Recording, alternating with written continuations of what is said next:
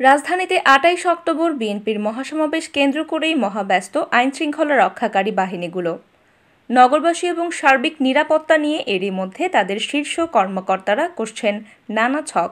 তবে কৌশল আরও নিখুঁত করতে পুলিশ, র্যাব সহ বিভিন্ন সংস্থার শীর্ষ কর্মকর্তারা নিজেদের মধ্যে গতকাল পর্যন্ত দফায় দফায় বৈঠকে বসেছেন। সরকারের শীর্ষ মহলকে তারা আশ্বস্ত করেছেন, ষড়যন্ত্রকারীদের যে কোনো অপকৌশল ঠেকাতে তারা প্রস্তুত। সাইবার এবং মাঠের নাশকতা, দাঙ্গা দমনে দেওয়া হয়েছে বিশেষ নির্দেশনা। এরই মধ্যে ডামি মহড়ার অংশ নিয়েছে পুলিশ। তবে বিএনপির মহাসমাবেশ থেকে আন্দোলনের মহাযাত্রার আগাম ঘোষণায় নানা উদ্বেগ উৎকণ্ঠায় সময় পার করছেন রাজধানী সহ দেশের সাধারণ মানুষ। 12 বছরের রিপ্লেসমেন্ট গ্যারান্টি নিয়ে তানভীর মেটালি প্রথম বাংলাদেশে। তানভীর মেটালের স্মার্ট পণ্য ব্যবহার করুন, স্মার্ট হন।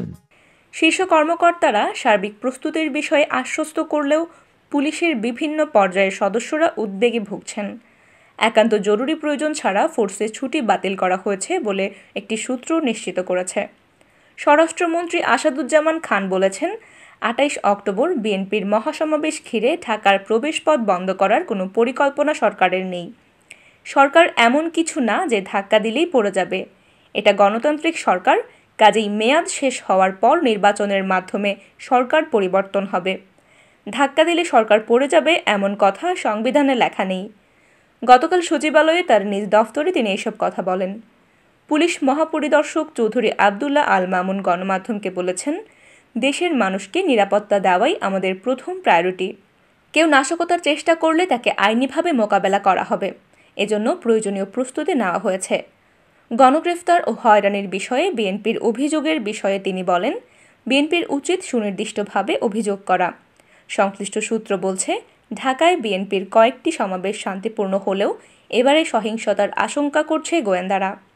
ইতোমধ্যেই এ ব্যাপারে মাঠ পর্যায়ে গোয়েন্দা সংস্থার সদস্যরা রিপোর্ট দিয়ে স্বরাষ্ট্র মন্ত্রণালয়কে অবহিত করেছেন।